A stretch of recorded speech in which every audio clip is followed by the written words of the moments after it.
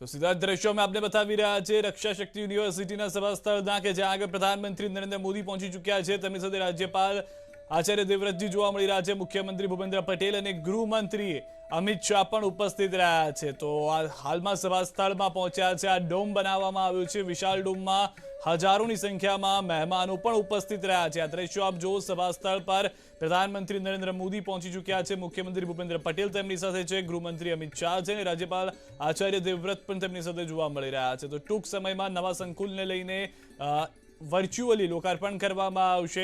અમિત શાહ અને રાજ્યપાલની હાજરીમાં વર્ચ્યુઅલી લોકાર્પણ કરવામાં આવશે। મોદીનું મિશન ગુજરાત 2022માં વિધાનસભામાં ફરી એક વખત ભાજપ સત્તામાં આવે ગુજરાતમાં તે માટેના પ્રયાસ ગઈકાલથી જ શરૂ કરી દેવામાં આવ્યા છે।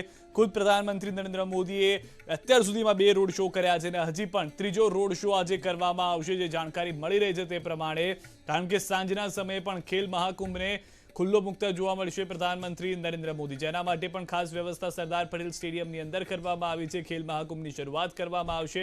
હાલમાં એ તમામ યુવાઓ અને વિદ્યાર્થીઓ જેને આપ જોઈ રહ્યા છો કે જેઓ રક્ષા ક્ષેત્રે કંઈક અલગ કરવા માંગી રહ્યા છે અને તેઓની આ શરૂઆતમાં રક્ષા શક્તિ યુનિવર્સિટી તેઓને મદદરૂપ થશે। સાથે જ પદવીદાન સમારોહનું પણ આજે આયોજન કરવામાં આવ્યું છે। પદવીદાન સમારોહમાં પણ પ્રધાનમંત્રી ખાસ હાજરી આપવા માટે પહોંચ્યા છે। બીજી તરફના દ્રશ્યો આપ જોઈ રહ્યા છો, એ દ્રશ્યો છે રોડ શોના, જ્યાં દહેગામથી રક્ષા શક્તિ યુનિવર્સિટી સુધી પ્રધાનમંત્રી નરેન્દ્ર મોદી આ ઓપન જીપમાં સવાર થઈને આવ્યા। તેમની સાથે મુખ્યમંત્રી ભૂપેન્દ્ર પટેલ પણ જોવા મળ્યા અને તેઓ આ ઓપન જીપમાં સવાર થઈ અને પહોંચ્યા છે રક્ષા શક્તિ યુનિવર્સિટી। ટૂંક સમયમાં જ સભાની શરૂઆત કરવામાં આવશે।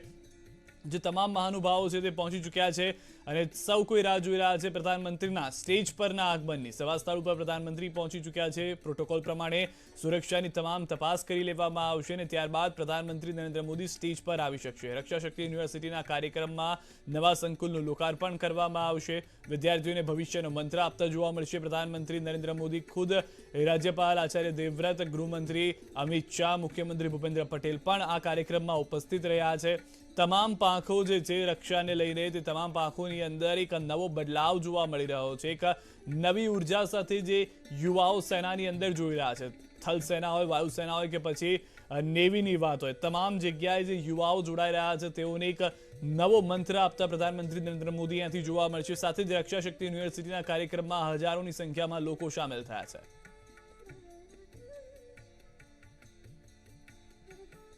તો આ 4 તસવીર આપ જોઈ રહ્યા છો, બાળકોથી લઈને યુવાઓ અને વૃદ્ધો તમામ લોકો હાલમાં ઉપસ્થિત રહ્યા હતા જ્યારે પ્રધાનમંત્રીનો આ રોડ શો પસાર થઈ રહ્યો હતો। એક તરફ રોડ શોની તસવીર, બીજી તરફ દહેગામના લોકોની અંદર ઉત્સાહ, કારણ કે 1 દશક બાદ પ્રધાનમંત્રી દહેગામ આવ્યા છે અને બીજી તરફના એ દ્રશ્યો કે જ્યાં આગળ પ્રધાનમંત્રી રક્ષા શક્તિ યુનિવર્સિટી જ્યારે પહોંચ્યા હતા ત્યારે તેઓના સ્વાગત માટે તમામ મહાનુભાવો પણ ત્યાં ઉપસ્થિત જોવા મળ્યા હતા। પ્રધાનમંત્રી નરેન્દ્ર મોદી કે જેઓ રક્ષા શક્તિ યુનિવર્સિટી પહોંચ્યા છે અને જે ચોથા અને અંતિમ દ્રશ્ય છે આપ જોઈ રહ્યા છો તે છે હાલમાં કાર્યક્રમના કે જ્યાં આગળ ડોમ બાંધવામાં આવ્યો છે। તમામ સિનિયર આઈપીએસ અધિકારીઓ ઉપસ્થિત રહ્યા છે। સાથે જ એ પણ મહત્વની વાત છે કે જ્યારે રક્ષા ક્ષેત્રે ભારત આત્મનિર્ભર થઈ રહ્યું છે તો રક્ષા ક્ષેત્રે યુવાઓની પહેલ તેમાં મહત્વની રહે।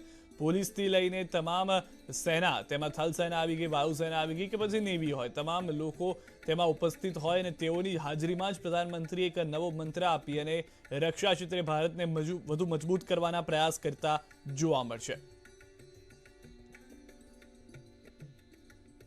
ખાસ કરીને જે નવું સંકુલ બનાવવામાં આવ્યું છે તે પણ પ્રધાનમંત્રી નરેન્દ્ર મોદીનું સ્વપ્ન હતું। જ્યારે તત્કાલીન મુખ્યમંત્રી હતા ત્યારથી જ તેઓ ઈચ્છી રહ્યા હતા કે ગુજરાત રક્ષા ક્ષેત્રે ભારતમાં પોતાનું સ્થાન બનાવે અને હવે ભારતમાં જ્યારે ગુજરાતનું નામ આગળ વધારવામાં આવી રહ્યું છે ત્યારે રક્ષા ક્ષેત્રે રક્ષા યુનિવર્સિટી જે બનાવવામાં આવી છે, રાષ્ટ્રીય રક્ષા શક્તિ યુનિવર્સિટી, તેમાં અનેક યુવાઓ ટ્રેન થઈ અને બહાર આવે, સુરક્ષામાં વધારો થઈ શકે દેશની તે માટેના પ્રયાસ કરવામાં આવશે। એક નવું બિલ્ડિંગ કે જેમાં 10,000થી વધુ વિદ્યાર્થીઓ એક સાથે ટ્રેનિંગ લઈ શકે તે માટેના પણ પ્રયાસ કરવામાં આવશે। અને હાલમાં પ્રધાનમંત્રીને આપ જોઈ રહ્યા છો જે યુનિવર્સિટીના સત્તાધીશો છે તે તેમની સાથે જોવા મળી રહ્યા છે। ગૃહમંત્રી અમિત શાહ તેમની સાથે છે, આચાર્ય દેવવ્રતજી રાજ્યપાલ તેમની સાથે છે અને મુખ્યમંત્રી ભૂપેન્દ્ર પટેલ છે, જેઓ તમામ લોકો સભા સ્થળથી હવે બહાર આવી અને સ્ટેજ તરફ જવા રવાના થયા છે। વિદ્યાર્થીઓ જે ત્યાંના એલ્યુમિનિયસ છે તે તમામ લોકો અને સાથે જે વિદ્યાર્થીઓની સાથે શિક્ષકો છે તે તમામ લોકોનું પણ તેઓએ અભિવાદન ઝીલ્યું છે અને હવે આ એ મુમેન્ટ છે કે જ્યારે એક તસવીર, એક ફોટો ક્લિક કરાવવામાં આવશે પ્રધાનમંત્રી નરેન્દ્ર મોદી, ગૃહમંત્રી, મુખ્યમંત્રી તમામ લોકો ઉપસ્થિત હોય તો એ યુનિવર્સિટી માટે પણ ગર્વની લાગણી હોય કે તમામ દિગ્ગજ નેતાઓ, તમામ લોકો જે સન્માનીય પદ ઉપર છે તે તમામ લોકો તેમની વચ્ચોવચ્ચ છે અને તેઓ સાથે આ એક ક્ષણ કે જેઓ હંમેશા કંડારવા માંગતા હશે, વિદ્યાર્થી તરીકે હોય, તેમના ટીચર્સ માટે હોય કે પછી પ્રિન્સિપલ હોય યુનિવર્સિટીના, તમામ લોકો ઈચ્છી રહ્યા હતા કે પ્રધાનમંત્રી તેઓની વચ્ચે આવે, તેઓ સાથે એક લાક્ષણિક મુદ્રામાં તસવીર તેમની સાથે હોય. મુખ્યમંત્રી પણ ઉપસ્થિત છે ત્યાં આગળ, ગૃહમંત્રી પણ ત્યાં ઉપસ્થિત છે. આ તમામ લોકોની હાજરીની અંદર આ ફોટો ક્લિક કરતા આપ જોઈ રહ્યા છો. સાથે જ પ્રધાનમંત્રી નરેન્દ્ર મોદી હવે ટૂંક સમયમાં સ્ટેજ ઉપર જોવા મળશે. સ્ટેજ પરથી તેઓ સંબોધન કરશે. તે પહેલા પદવીદાન સમારોહનું પણ આયોજન કરવામાં આવ્યું છે. પદવીદાન સમારોહને જે નવું બિલ્ડિંગ જે છે, નવા બિલ્ડિંગને લઈને સૌ કોઈ ઉત્સુક છે કે આ નવા બિલ્ડિંગમાં કયા પ્રકારની ટેકનોલોજી હશે, કયા પ્રકારનું આયોજન આ નવા બિલ્ડિંગની અંદર કરવામાં આવ્યું છે. અને આ તેને લોકાર્પણ કરતા જોવા મળી રહ્યા છે પ્રધાનમંત્રી નરેન્દ્ર મોદી. પ્રધાનમંત્રી નરેન્દ્ર મોદીના હસ્તે જ લોકાર્પણનો આ કાર્યક્રમ રાખવામાં આવ્યો છે. ગૃહમંત્રી અમિત શાહ અને રાજ્યપાલ સાથે મુખ્યમંત્રી પણ ત્યાં ઉપસ્થિત રહ્યા છે, જેથી તમામ લોકોની હાજરીની અંદર આ સંકલ્પ થઈ શકે કે ગુજરાત હવે એક નવી દિશામાં પણ આગળ વધી રહ્યું છે. ગુજરાતમાં For the inauguration.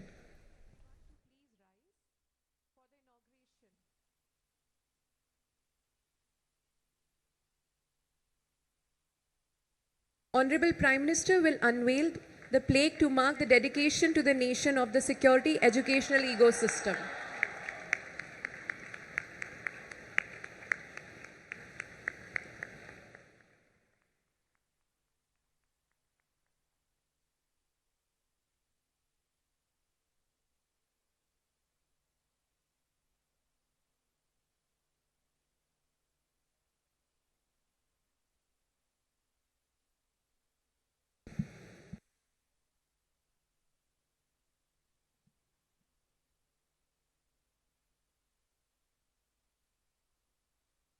Thank you, everyone. May I request everyone to be seated now? We shall be shortly commencing the convocation ceremony.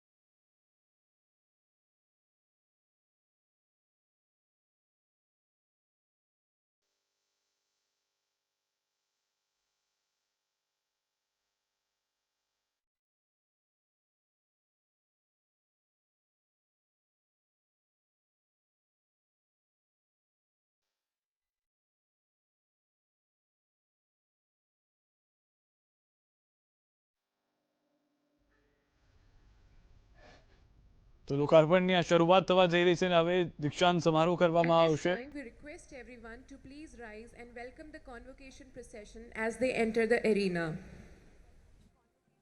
We request everyone to please rise and welcome the convocation procession as they enter the arena. आप सभी से विनम्र अनुरोध है कि कृपया दीक्षांत शोभा यात्रा का खड़े होकर अभिवादन करें.